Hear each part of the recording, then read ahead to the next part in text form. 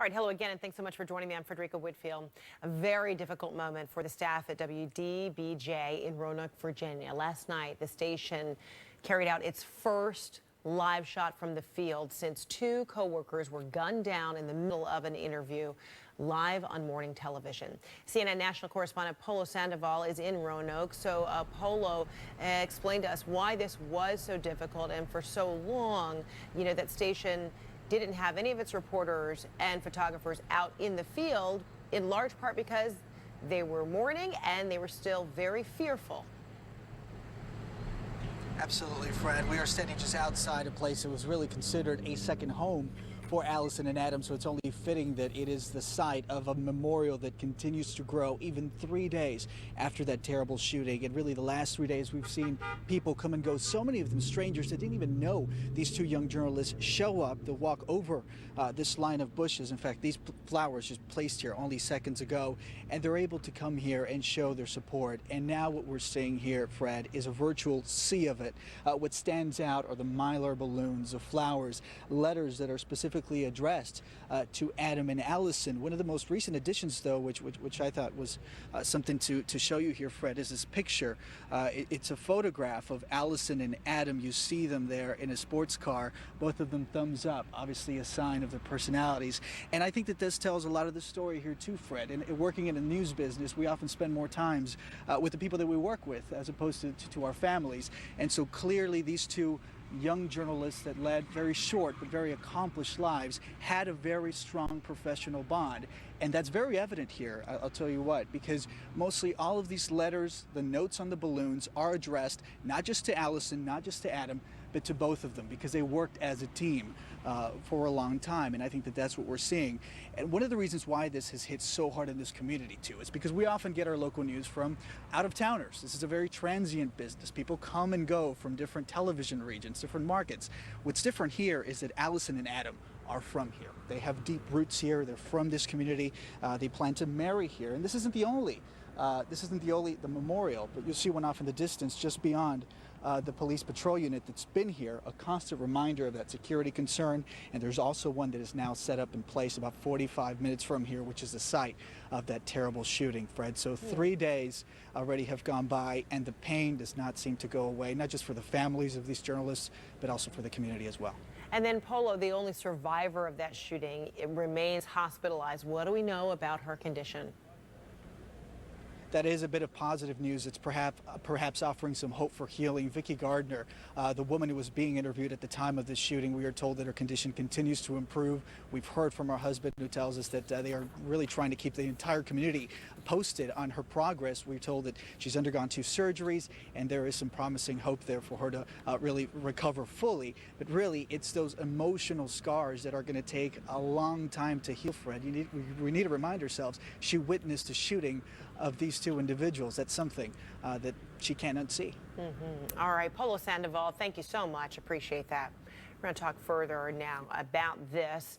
And there's a concern in so many workplaces that want to know how much should be known about any of its employees.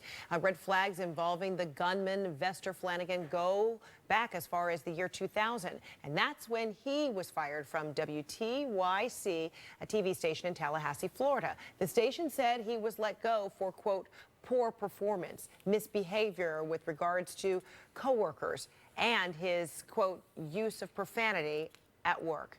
Well, 13 years later, Flanagan is fired from WDBJ in Virginia. The station says he had multiple run-ins with many co-workers and was a poor performer. Well, let's bring in our legal guys, Avery Friedman, a civil rights attorney and law professor in Cleveland, and Richard Herman, a New York criminal defense attorney and law professor, joining us from Las Vegas. Good to see both of you gentlemen. This is a little different because now we have you in front of Skype, but we are glad to have you nonetheless. All right, so gentlemen, this week, WDBJ's general manager told reporters when screening potential employees, it's extremely difficult to get an honest answer. And in fact, they said Flanagan had positive references. So Avery, what is a former employer allowed to disclose about an employee, even if problematic, to a prospective employer?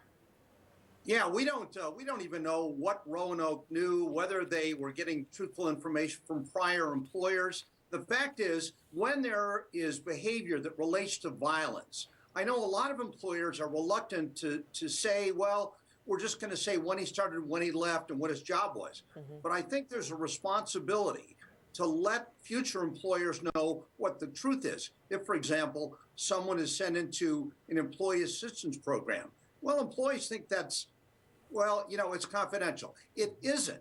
And this information may very well be the failure to pass that information along to a future employer. That's what may have happened here. Isn't the flip side to that, though, Richard, that that's a protection in place so that anyone who wants to work should be able to have an equal opportunity to find work at a new place because perhaps things just didn't work out at that former employer, but that they do have the potential to be a good employee elsewhere? Fred, that's the fear of being sued, an employer being sued for defamation or being sued for tortiously interfering with an employee's contractual rights in the future. The fear of litigation is what holds back employers when they fill out these reports. And it's kind of stealth-like. It's like when we pick a jury in a criminal case. You hope you get a juror that's truthful and honest with you in the voir dire process.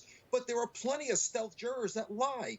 And here, when you're trying to research and understand what's behind a potential employee, you don't always get the truth because former employers are afraid to tell you everything. And yet, look at the report they received. How would you know from that report that this guy had the propensity to snap off, get a gun, and shoot people? You just you can't. Here's the answer. So it's impossible, Fred. All right, go, Avery. The answer is, if I'm an employer, I'm going to say to a former employer, hey, would you hire, excuse me, would you hire this guy? Would you hire this guy?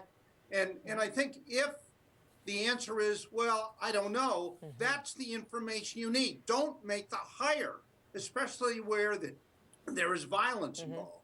Well, then I wonder in the case of, someone is, I guess, categorized as being problematic. An employer says they think this person needs some kind of professional help. We know that at least one of the employers, in the case of Mr. Flanagan, that they did impress upon him that he needed to get some assistance. To what extent, Richard, can an employer do that and say, we identify there's a problem, we can't act as doctors, but we do think you need to seek help?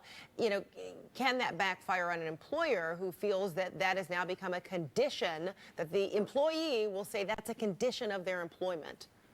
Yeah, Fred, each state regulates the rules differently. Virginia has a very liberal policy there. And as long as the employer can factually back up what they're saying, that's usually a safeguard. But Fred, there's this case, this tragedy, this was a hate crime, and everybody is denying this, or they're closing their eyes to this. This was a racially motivated shooting. This guy had some serious mental health issues that the employer, either prior employers or current employer, previous, they wouldn't know it based on his performance. This was a very, very sick individual. And these are the types of people, Fred, that commit these heinous crimes like the church killing a few months ago. You just can't predict what they're going to do. They're so seriously mentally ill. All right, Avery? You can't predict if you make inquiries, and that's what the missing piece is here. Impossible. All right. And at this point, I mean, this is a tragedy, and this has impacted so many lives. In your view, Richard, do you see that employers might try to make some adjustments, based on information they have about this particular case? Fred, we would all hope so, and in a beautiful, perfect world, they would.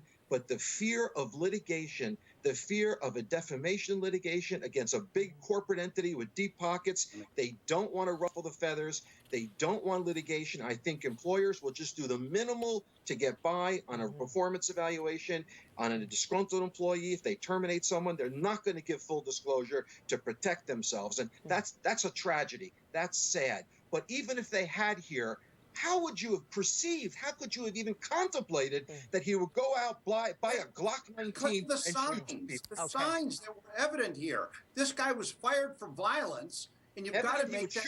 Come on. All right. All those things under consideration, I'm sure, in various employees across the country, especially after what happened 3 days ago. Thanks so much, Avery Friedman, Richard Herman. Good to see you guys. Thank you.